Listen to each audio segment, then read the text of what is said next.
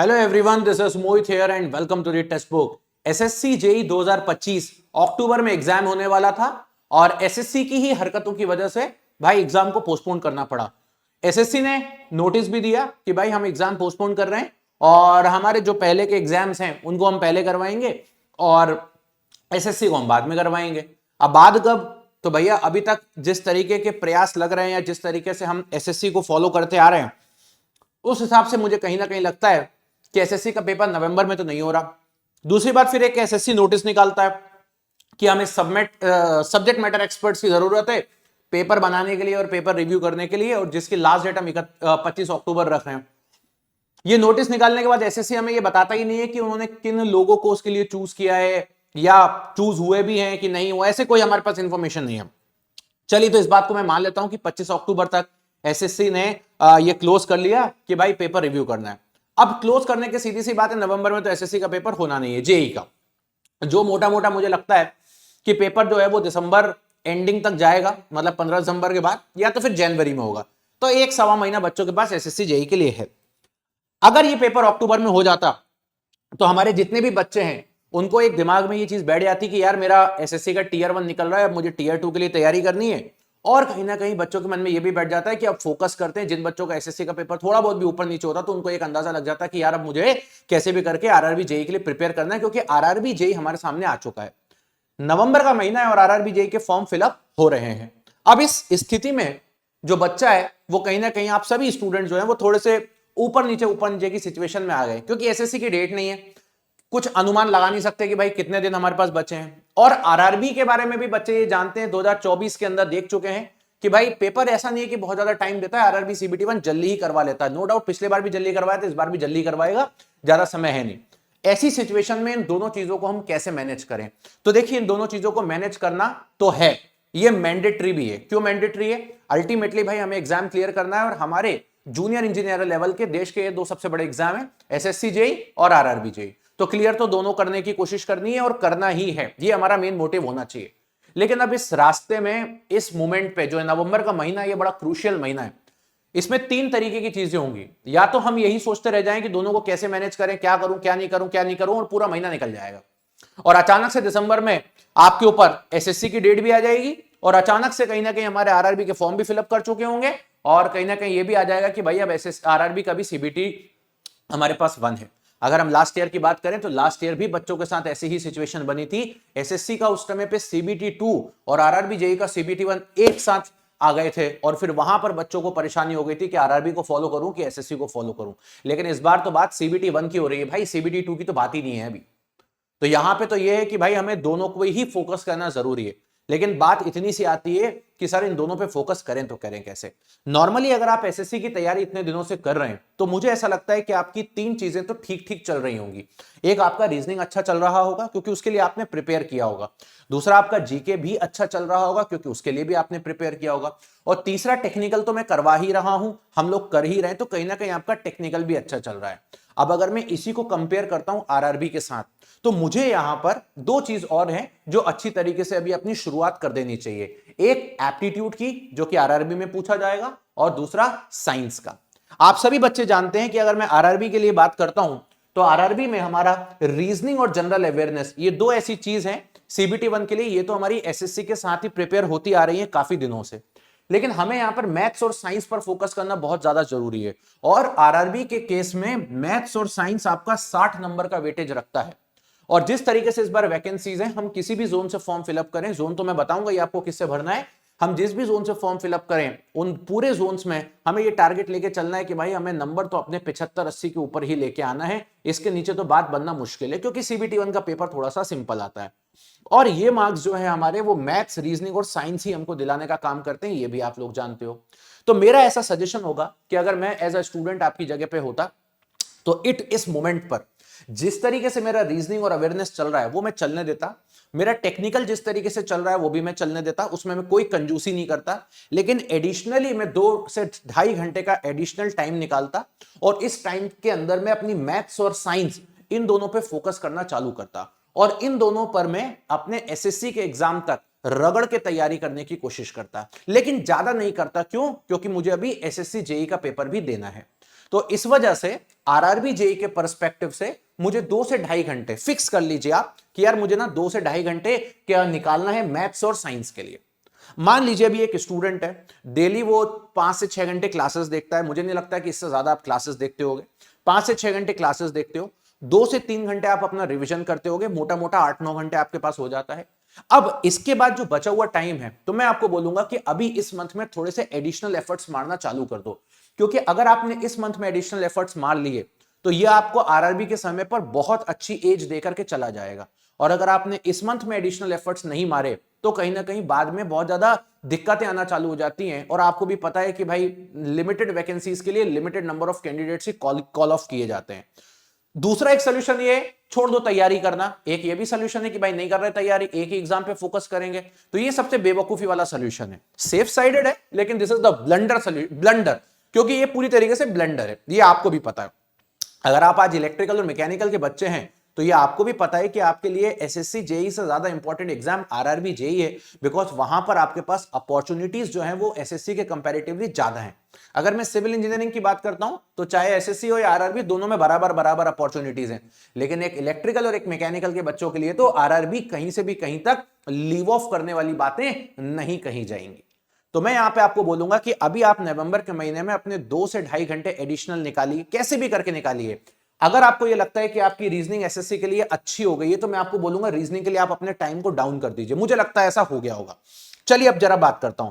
तो मान लीजिए अगर मैं आपकी जगह होता तो क्या करता, मैं देखता यार मैं इतने दिनों से रीजनिंग एसएससी के लिए पढ़ ही रहा हूं, तो अब मैं क्या करता अपने रीजनिंग के टाइम को थोड़ा सा डाउन कर देता, क्योंकि मुझे पता है और रीजनिंग मेरी अगर अच्छी हो रही थी तो वो एसएससी के लिए अच्छी है, तो वो आरआरबी के लिए भी अच्छी है, क्योंकि ऐसा तो है नहीं कि दोनों में अलग अलग रीजनिंग आ जाएगी। जीके की मैं बात करता हूं तो जीके को छोड़ना नहीं है, जीके भले ही अच्छा भी है तो उसको डाउन नहीं करना, उसको कंटिन्यूएशन में रखना है। कब तक कंटिन्यूएशन में रखना है? आरआरबी जेई के सीबीटी 1 तक। अब मैं क्या करता, अपना थोड़ा सा टाइम निकालता और उस थोड़े से टाइम में, इस नवंबर के महीने की बात कर रहा हूं, दिसंबर में नहीं, नवंबर के महीने में अपना रीजनिंग का टाइम थोड़ा सा कट ऑफ करके टारगेट करता अपने मैथमेटिक्स को, जिससे कि मैं अपनी मैथमेटिक्स की धीरे धीरे, क्या होगा मान लीजिए मैथमेटिक्स में 15 चैप्टर है, 15 में से कम 8 चैप्टर तो करोगे नवंबर में, आधा मैथमेटिक्स तो करोगे। मैं कब बोल रहा हूं पूरा करो, आधा तो कर सकते हो थोड़ा सा टाइम निकाल के। आपको दिक्कत टाइम मैनेजमेंट की है ना, टाइम मैनेजमेंट करना मैं सिखा रहा हूं, आप आराम से निकाल सकते हो। रीजनिंग का अगर आप रोज 1 घंटा देते हो, आधा घंटा हटा दीजिए, आधा घंटा मैथमेटिक्स को देना चालू करिए। आप पूरे नवंबर में देखे तो देखिए। दूसरी बात, जनरल अवेयरनेस जैसा चल रहा है, एक्स्ट्रा 1 घंटे का टाइम में निकालता या आधे घंटे का निकालता और जनरल साइंस पढ़ना चालू करता। अब आप सभी टेक्निकल के स्टूडेंट हो तो जनरल साइंस में आप क्या करो, पहले बायोलॉजी और केमिस्ट्री पढ़ना चालू करो। अभी फिजिक्स रोक दो, क्योंकि फिजिक्स आपसे कहीं ना कहीं बन जाती है, तो आप क्या करो, बायोलॉजी पढ़ना स्टार्ट करो। एटलीस्ट कम से कम नवंबर महीने में बायोलॉजी या केमिस्ट्री या फिजिक्स में से कोई एक चीज तो कंप्लीट करो। मान लो थोड़ी देर के लिए कि बायोलॉजी ही कंप्लीट करो। अब अगर आप ये कंप्लीट करते हो तो इससे आपका एसएससी का भी जीके स्ट्रांग होता है, क्योंकि आपको ये बात पता होना चाहिए कि एसएससी के अंदर भी 12 से 13 नंबर की साइंस आती है। तो आप क्या करिए, थोड़ा सा टाइम यहां पर देना स्टार्ट करिए। अब मैं आपको एक थोड़ी सी रिटर्न इंफॉर्मेशन देता हूं। जैसे एग्जांपल के तौर पे अभी मान लीजिए आप 10 घंटे अपनी तैयारी कर रहे थे, ठीक है, डेली मान लीजिए 10 घंटे कर रहे थे, तो कोशिश करिए कि अब से आप लोग 11 घंटे तैयारी करें। इस 11 घंटे में आपका सब कुछ मैनेज हो जाएगा। कैसे मैनेज हो जाएगा? रीजनिंग का कुछ पोर्शन आज आप अपने टाइम का मैथमेटिक्स को देना चालू कर दीजिए, और ये जो आपने एक एक्स्ट्रा 1 घंटा निकाला है, देखिए टाइम मैनेजमेंट ऐसे ही होता है, लिख के ही टाइम मैनेजमेंट होता है, और कोई तरीका नहीं है टाइम मैनेज का। सोच सोच के कभी कोई टाइम मैनेज नहीं कर पाया भाई, लिख के ही होगा। चीजें भूल रहे हो लिख लो, और भूल रहे हो लिख लो। अरे हर इंसान, बड़ा बड़ा इंसान भी यार अपने साथ डायरी लेकर के चलता है, इंसान ही तो है, भूलेगा नहीं तो कौन भूलेगा। बहुत बार बच्चे मुझे ये बोलते हैं सर रिवीजन करते हैं भूल जाता हूं। भूलोगे ना, इंसान है, क्यों नहीं भूलोगे, हम ही भूल जाते हैं यार बहुत सारी चीजें। बचपन से आज तक आदत है हमारी, मम्मी ने भेजा था धनिया मिर्ची लाने के लिए, धनिया लेके आ गए, मिर्ची छूट गई, मिर्ची लेके आ गए, धनिया छूट गई। मम्मी ने बोला था धनिया मिर्ची के बाद एक काम करना, 1 किलो शक्कर ले आना उनकी दुकान से, पंडित जी की दुकान से। हम गए, शक्कर भूल गए, शक्कर लेने गए, दुकान के सामने से निकल के आए, शक्कर भूल गए। हर इंसान बचपन से लेकर आज तक चीजों को भूलता है, तो ये पॉइंट है। लेकिन ये कोई सॉल्यूशन नहीं है कि मैं अपनी चीजों को भूलू ना। हाँ, आप भूलना कम कर सकते हो, अवॉइड नहीं करो, कोई बात नहीं, कम से कम लिख तो सकते हो। अब ये जो एक एक्स्ट्रा घंटा आपने निकाला है, इस एक्स्ट्रा घंटे के अंदर आप लोग यहां पे साइंस को देना चालू कर दो। मैं आपको जेन्युइनली बोल रहा हूं, नवंबर में 30 दिन है, 30 दिन में से 7 दिन जा चुके हैं, 23 दिन बचे हुए हैं। आज 7 नवंबर को ये वीडियो बना रहा हूं, तो भाई कम से कम 23 दिन के अंदर तो कम से कम 30 घंटे तो निकालो। मैं आपको बोल रहा हूं 30 घंटे बायो पढ़ के देखो, आपके बायो की मेजॉरिटी चीजें आपकी हो जाएंगी। बहुत सारी चीजें आपको लर्न हो जाएंगी जो पेपर के अंदर पूछी जाती हैं, आप करके तो देखो, ये आपका स्ट्रांग होने लगेगा। दिसंबर के महीने में हम चलेंगे, फिर यहां से एक चीज पिक कर लेंगे, मान लो केमिस्ट्री पिक कर ली, ठीक है, या मान लो हमारी बायो कंप्लीट नहीं होगी तो बायो ही करते रह जाएंगे, कोई दिक्कत नहीं है। कम से कम जनवरी के महीने तक आते आते मैं अपने आप को ये तो बोल पाऊंगा कि आरआरबी जेई के सीबीटी के लिए मेरा रीजनिंग भी परफेक्ट है, मेरा जनरल अवेयरनेस भी परफेक्ट है, मेरा मैथमेटिक्स भी 60-65% हो गया, और मेरी साइंस भी, बायो और थोड़ी सी केमिस्ट्री मेरी हो गई, तो कम से कम मैं ये तो बोल पाऊंगा। फिर पूरा जनवरी का मंथ जब हमारा एसएससी जेई का पेपर हो चुका होगा, हम पूरा फोकस्ड हो जाएंगे इन दोनों को करने के लिए। तो और फिर हमें टेक्निकल भी नहीं पढ़ना होगा, तो ये हमारे 10 घंटे भी जो हैं वो पूरे के पूरे इन सबको देने में ही लग जाएंगे। ऐसे करके आपको करना पड़ेगा। अगर आप अपने मन में ये साइकोलॉजी बना लोगे कि मेरा एसएससी जेई का पेपर हो जाएगा उसके बाद मैं करूंगा, तो देखिए उसके बाद दिक्कत क्या होगी।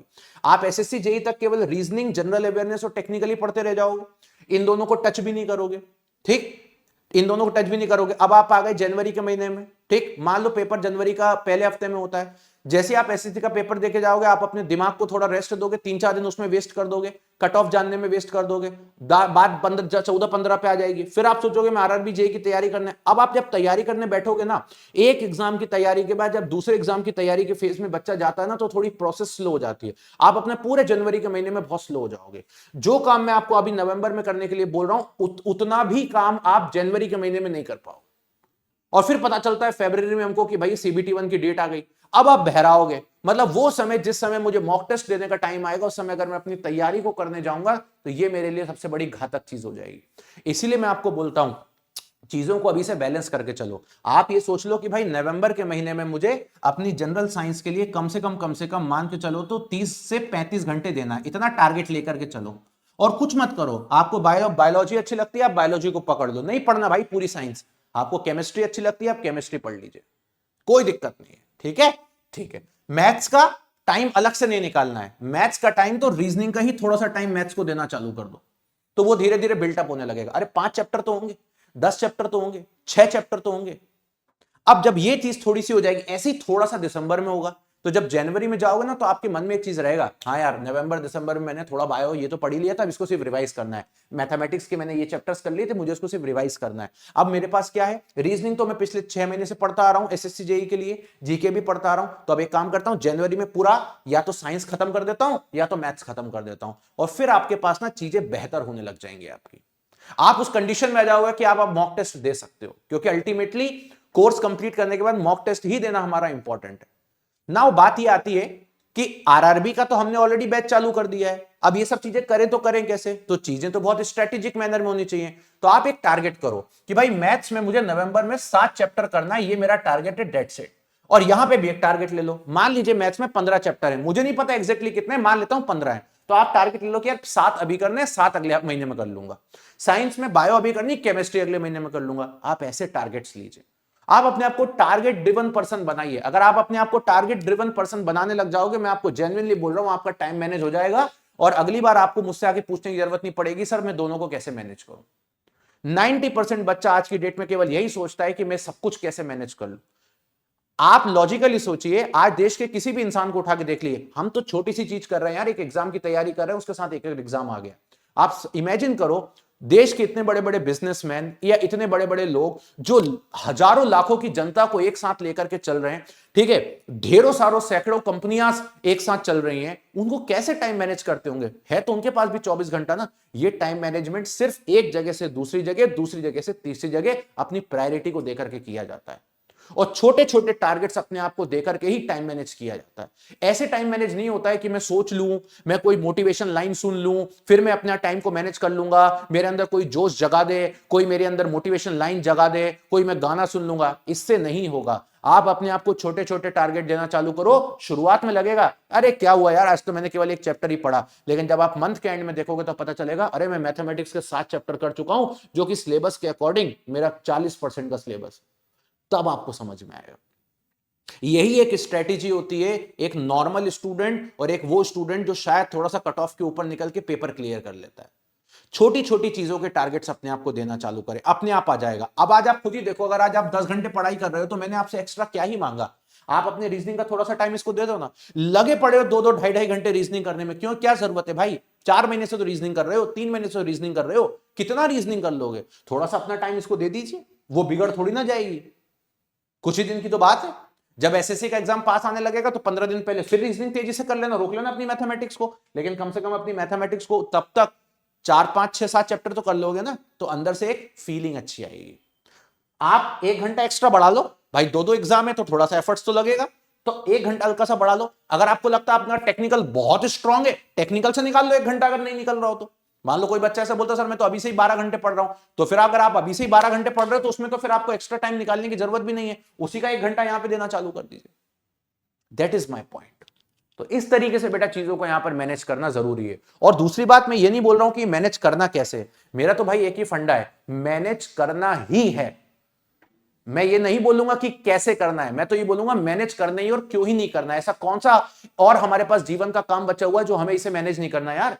हम एक एग्जाम की तैयारी कर रहे थे और दूसरे एग्जाम के नोटिफिकेशन के बारे में सोच रहे थे। आज दोनों ही एग्जाम हमारे हाथ में है, दोनों के नोटिफिकेशन हमारे हाथ में, दोनों के एग्जाम हमारे हाथ में, दोनों के फॉर्म हमारे हाथ में, दोनों की एग्जाम डेट हमें पता है, फिर हम क्यों नहीं तैयारी कर रहे हैं। ऑर्गेनाइजेशन ने तो कर दिया ना आपके लिए काम। अब इतना तो आपको समझ में आ गया ना, दिसंबर एंडिंग जनवरी में आपका एसएससी जेई है, और जनवरी में ये सीबीटी 1 की डेट दे ही देगा, फरवरी में कराएगा पेपर, दे ही देगा, ये आपको भी पता है। लास्ट ईयर के हिसाब से अगर बोलूं तो हमें तो सब कुछ पता है। अब अल्टीमेटली तो हमें ही सब कुछ करना है ना। अब तो हम ऑर्गेनाइजेशन को जाके कुछ बोल ही नहीं सकते कि तुम ये करो, तुम वो करो, तुम वो करो, तुम वो करो, कुछ नहीं कर सकते भाई। अल्टीमेटली अब हमारा काम है, आपका और मेरा। मैं तो अपने रास्ते पे चल निकला हूं। मैं एसएससी जेई के लिए इतने दिन से पढ़ा रहा था, पेड बैच कंप्लीट हुए, एक नहीं 3 4 बैच कंप्लीट हुए। जीएसपी 1.0 कंप्लीट किया, 2.0 कंप्लीट किया, कर्तव्य बैच कंप्लीट किया, ठीक है। इंग्लिश बैच चल रहा है, वो भी कंप्लीट होने के वर्ष पे मैंने कंप्लीट किया। मैं यूट्यूब पर रेगुलर बेसिस पे अपनी सीरीज लेके आता था, मैंने हर सीरीज को अपनी कंप्लीट किया। आगाज सीरीज कंप्लीट किया, 5000 कॉन्सेप्ट सीरीज कंप्लीट किया, 1 लाइनर सीरीज कंप्लीट किया, स्टेटमेंट बेस्ड क्वेश्चन कंप्लीट किया, असर्शन रीजनिंग कंप्लीट किया। अभी मैं टॉपिक वाइज सीरीज यूट्यूब पे लेके आ रहा हूं, जिसमें मैं मशीन कंप्लीट कर चुका हूं, पावर सिस्टम कर चुका हूं, बेसिक इलेक्ट्रिकल चल रहा है, बोलना चाहिए मुझे क्या बोलते हैं, यूटिलाइजेशन कर चुका हूं, वो भी मैं कंप्लीट कर रहा हूं। इसके बाद फिर मैं आने वाले समय में रात्रि जगराता लाऊंगा, मैं वो भी कर रहा हूं। बट क्या साथ में मैंने ऐसा नहीं किया, बट अब इसके साथ साथ अगर मैं चाहता तो ये भी सोच सकता था कि चलो यार एसएससी जेई का जब पेपर कंप्लीट हो जाएगा तब बच्चों को आरआरबी जेई के लिए तैयारी करवाना चालू करेंगे। तो भाई इतना बड़ा देश में मैं बेवकूफ नहीं हूं, मुझे ये बात पता था कि मुझे साथ में ही करवाना पड़ेगा, वरना मेरे पास बाद में टाइम थोड़ी ना रहेगा इतना। तो इसीलिए पिछले महीने से ही आरआरबी जेई की तैयारी करवाना चालू कर दिया, पिछले महीने से ही करवाना चालू कर दिया। आपको पता है हम पहले ही बैच में 1 महीना पढ़ा चुके हैं, और दूसरा बैच अभी हम 5 नवंबर से स्टार्ट कर चुके हैं, और 12 नवंबर से मैं खुद टेक्निकल पढ़ाना चालू कर दूंगा, वो भी एसएससी आरआरबी जेई सीबीटी 2 के लिए। क्यों कर रहा हूं? क्योंकि मुझे पता है कि कहीं ना कहीं अभी से मुझे अपनी चीजों को लेकर चलना पड़ेगा, तभी जाकर के मैं सही समय पे चीजों को एग्जीक्यूट कर पाऊंगा। यार ऐसा तो नहीं है ना कि यहां पे वो वाली कंडीशन नहीं होती कि 7 दिन में पेपर क्लियर कर लो, 15 दिन में कर लो, 10 दिन में कर लो, 1 शॉट खत्म, ये वो नहीं होता। इतना ही आसान हो रहा होता तो शायद सुबह 8 बजे से लेकर के मोहित सर रात के 10 बजे तक तो नहीं पढ़ाते, 1 आध घंटा पढ़ाते, बाकी का पूरा जीवन घूमने में व्यतीत कर लेता। और कोई सिंपल सी बात नहीं। अगर इतना ही आसान होता तो दिवाली के दिन नहीं पढ़ाता, इतना ही आसान होता तो न्यू ईयर के दिन नहीं पढ़ाता। दिवाली मेरे यहां पे भी मनती है, कुर्ता पजामा पहन के आपके सामने आकर के हैप्पी दिवाली का एक शॉट बना देता, हाथ में 2 फुलझड़ी लेकर के। ये मेरे को भी करना आता था, मेरे लिए भी सिंपल था।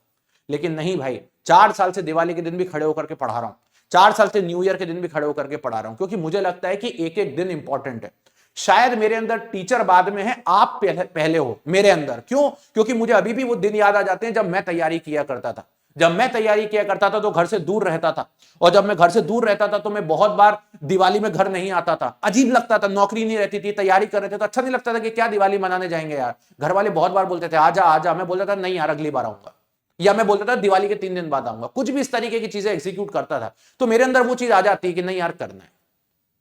तो आपसे यही बोलूंगा, इस तरीके से आप आराम से अपने टाइम को मैनेज कर सकते हो। बहुत ज्यादा टाइम नहीं लूंगा इस वीडियो के अंदर, लेकिन इस वीडियो को पूरा एंड तक देखिए। नाउ द पॉइंट इज कि सर अभी हम कैसे अपनी प्रिपरेशन को बूस्ट करें या कैसे फॉलो करें। खुद से कर सकते हो, वेरी वेल एंड गुड, अच्छी बात है। लेकिन लगता है कि नहीं सर, कोई गाइडेंस साथ में चलता रहेगा तो बहुत अच्छी बात है। तो गाइडेंस आपको भी पता है कि एसएससी जेई के लिए तो आपने अपनी तैयारी करी ली है, आप रिवीजन भी कर रहे हो, सब कुछ कर रहे हो, लेकिन कहीं ना कहीं आरआरबी जेई के लिए क्या है? तो आरआरबी जेई के लिए हमने ऑलरेडी आपके लिए गारंटेड सिलेक्शन प्रोग्राम लॉन्च किया हुआ है, और ये 5 नवंबर से इसका सेकंड बैच की क्लास चालू हुई है। ये 2.0 है। फर्स्ट बैच इसके पहले 1 महीने पहले चालू हो गया था जब शॉर्ट नोटिस आया था, ये सेकंड बैच है।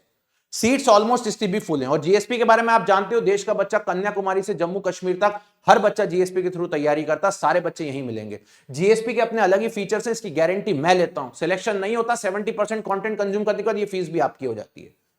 अब इस वीडियो के नीचे आप आइएगा, एक गूगल फॉर्म मैं आपको प्रोवाइड कर रहा हूं, उस गूगल फॉर्म को भी भर दीजिएगा। इन गूगल फॉर्म को ये लिखा हुआ है, fill the Google form for RRB guidance. कोई भी गाइडेंस चाहिए आप इसको फिल करिए, मैं आपको पर्टिकुलर इसके रिजल्ट्स देना चालू करूंगा, तो इसको यहां पे फिल करिए। इसके अलावा ये आरआरबी जेईई जीएसपी के यहां पर लिंक है, मैं दिखा देता हूं आपको आरआरबी जेईई जीएसपी के लिंक कहां पर है, ये देखेंगे वीडियो के नीचे। आपको गूगल फॉर्म भी मिल जाएगा, वीडियो के नीचे आपको ये देखिए, ये गूगल फॉर्म के लिंक है, इसको भरिएगा। और ये जीएसपी के लिंक है, सिविल, मैकेनिकल, इलेक्ट्रिकल, ईसी जो भी ब्रांच है आपकी, ओपन करिएगा।